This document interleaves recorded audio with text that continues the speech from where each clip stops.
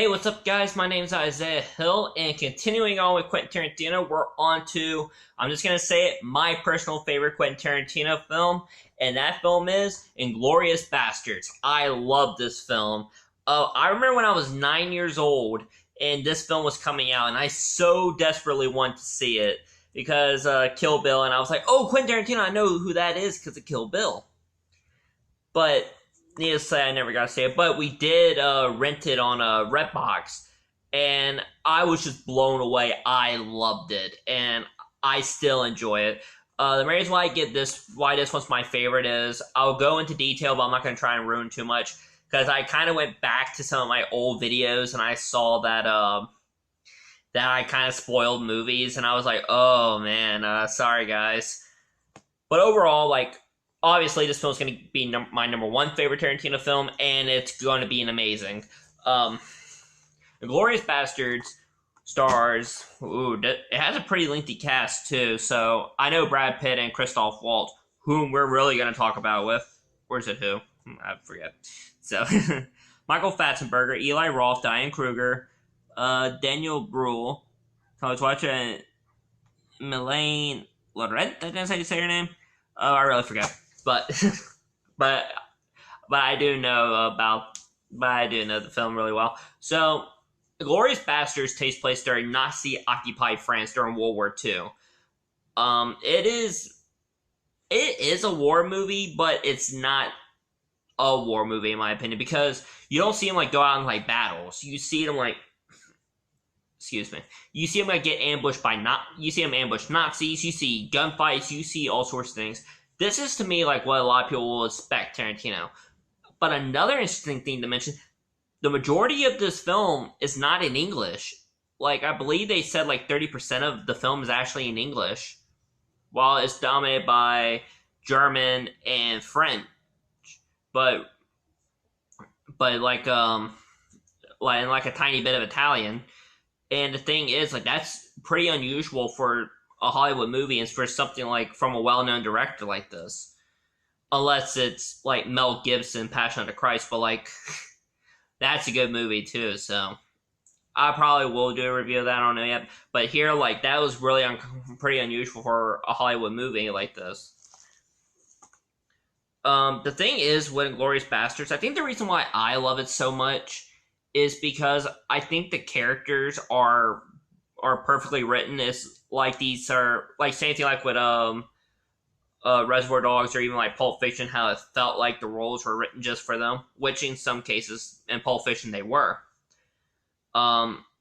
Inglorious Bastards, it's really interesting because Christoph Waltz, many people say, and I read critics say he steals it from everyone, which he pretty much does. I can see that because he did win an Oscar for Best Supporting Actor. This film was nominated for, I think, eight Oscars. I think that's the highest of any Tarantino film. I know it was nominated for Best Director, I believe, and Best Picture. I might be wrong on that one, but a lot. And I know Best Editing because it's mentioned quite a lot. Because the editor and usually of all Tarantino's films up to this point died, and I've seen the outtakes. I think that's what they say. It's where they're "Hi Sally" at the end of each take, and it's really nice that they would do that. But Inglorious Basterds, how it feels. The film, it is like a Tarantino film because it has the sharp dialogue, the camera work, and you have a really compelling villain. Now, as you guys remember, how I mentioned in Death Proof, the main reason why Death Proof, because I wanted to find out more about Kurt Russell's character. But here, Christoph Waltz's character, Hans Landa, is brutal. He is not a good guy. This is a guy who is a monster, and he takes pride in being a monster, and he doesn't care. He only cares about himself. While a team led by Brad Pitt, who in this character is Aldo Raine, he leads a team called the Basterds, and it's a group of 8 Jewish American soldiers. And they're only going to be doing one thing and one thing only, and that's killing Nazis. And that's their whole that's the whole plan. And Aldo Rain wants all the Nazis that they killed scalped. And you see like different perspectives, which I like because that's a common thing in Tarantino movies. The perspective, like one perspective, it deals like with like Reservoir Dogs. You get to see Mr. White's perspective, Mr. Blonde's. You can see all these people's perspectives on like how things work. Pulp Fiction, you get to see like characters like have like their own story. Like Jules Vincent, then it goes back to just then it's Vincent, then Butch, then back to Jules Vincent, I believe. And it just goes on and on and on. And it's pretty good. Jackie Brown's a good example of that. Kill Bill, I don't really see it that much unless you want to be like, oh, well, the personality, then arguably. But I also say like, and the first one is, but not so much the second one in my opinion. It's kind of like a mix. Like, it's pretty difficult for me to say like how it is. So, but the film itself, like with Glorious Bastards, like it opens up like where the green leaves of summer, and I like this version. I'll put both versions down below. And there's a really good song. Those are like, in my opinion, like they're really catchy. And this one I like because it's kind of haunting. And this film has an amazing score. Like Eno, where is he? I actually can't find one here. Oh yeah, Mike Myers is in this.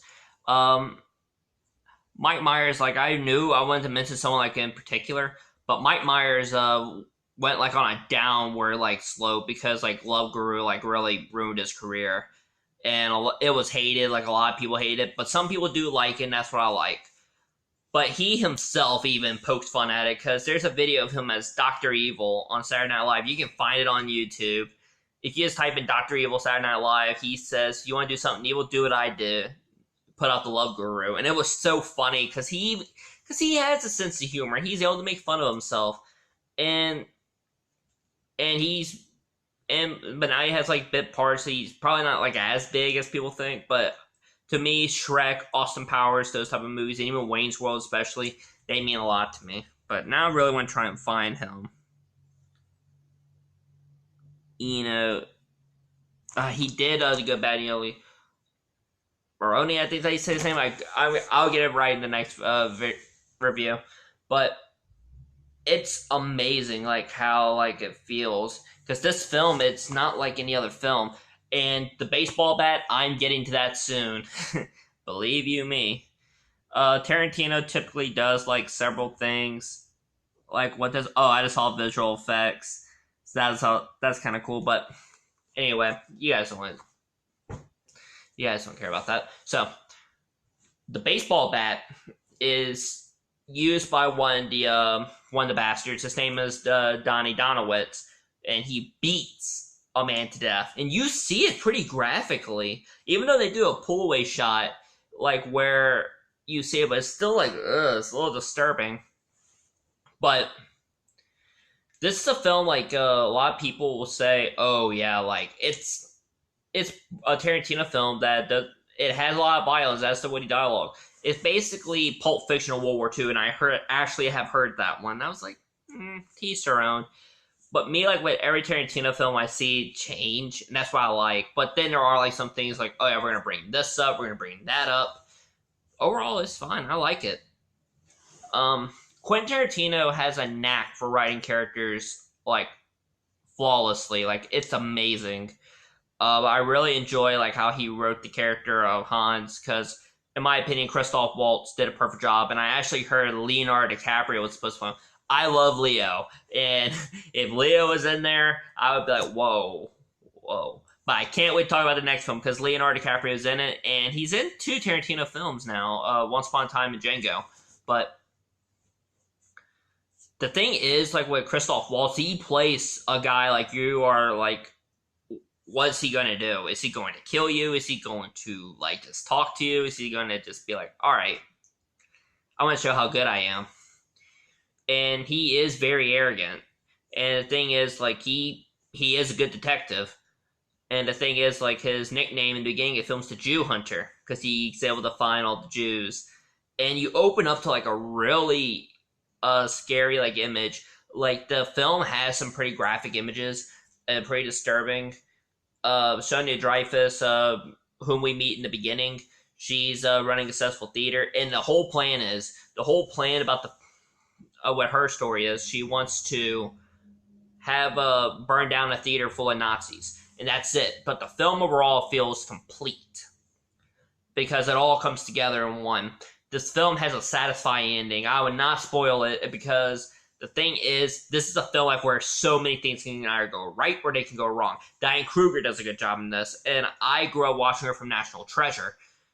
She's amazing, and I feel like that this is, my opinion, like my favorite role that she's ever been in. Brad Pitt does an amazing job as Aldo Rain. Eli Roth, who is really good in this film. Michael Fassbender, he's good. And, like, I feel like Christoph Waltz does get like a lot of attention, but it's granted. This guy is amazing in this film. He like knocks it out of the park. Like every scene he's in, you're like, I want to see more. I want to see what else he's going to do. And he feels more balanced than Kurt Russell's character, in my opinion, from Death Proof. But don't get me wrong, Death Proof's characters were amazing. Like his character was amazing in that film, but I feel like this one's better, and that's honestly why, in my opinion, Death Proof got the great, because I wanted to find out more about characters, and the car was really cool.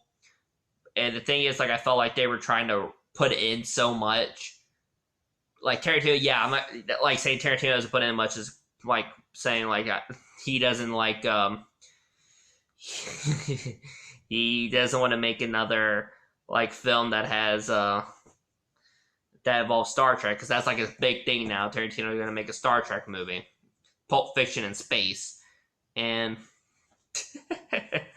the thing is, but like what most people forget about Tarantino, and even with this film I hear is like really highly praised, and I say yeah, but the reason why it has much more of an impact on me was because it was one of the first like true R-rated movies my mom let me watch. She let me watch like Breakfast Club and stuff like that, but Breakfast Club really wasn't that bad. It was just language. But here, like she says, you're old enough now, you have permission. And this was the only Tarantino film that she said that she really liked. I was like, wow. Overall, this film gets an amazing. I enjoyed this film. I can literally, if it was my last day on Earth and they said I could only have one film to watch, it would be that movie. Or Shawshank. It would be a really tough choice. But if it was like, it couldn't be anything but Shawshank, it would probably be that movie. So, it was released like in 2009, I believe. So this film is 10 years old. Oh man, 9 years old. I remember this film being advertised. Wow. How time flies. What's really interesting about these films, about doing these reviews, is that it opens me up more. Talking about Tarantino was a request from a friend, like I mentioned. That friend, he's awesome, and he's like really supportive. He's amazing, and I really am grateful for him requesting this. He also said, "Why don't you add in like some other things?" And many people like who are now subscribed, it's really kind of a subscribe. I'm grateful for all my subscribers. I'm grateful for all the people who take the time out of their day to watch the video. I'm grateful for all the people who literally just watch it, because it means a lot to me and it helps. So, like I said, like several times throughout this video, I bet Inglorious Basterds gets an amazing. I just love this film in general. I don't just love it for Christoph Waltz, even though he is the main guy, like who would get all the attention. I like the atmosphere. I like the story. I like the setting. It's amazing, and I highly recommend this film. I think many people who enjoy films like about like war films, it is technically a war film, will enjoy this. Who enjoy Tarantino will enjoy this. Who enjoy like Brad Pitt or Christoph Waltz, I believe that you guys will find something to enjoy. Thank you all very much for watching. If you enjoyed the video, leave a like. If you wish to see more reviews like this or my Let's Plays, subscribe. If you wish to ask me anything or comment down below or request anything, comment down below. Like I mentioned, Tarantino was a request from a personal friend of mine. Thank you guys so much for checking this out. I hope you guys have an amazing day. This has been Isaiah Hill signing off.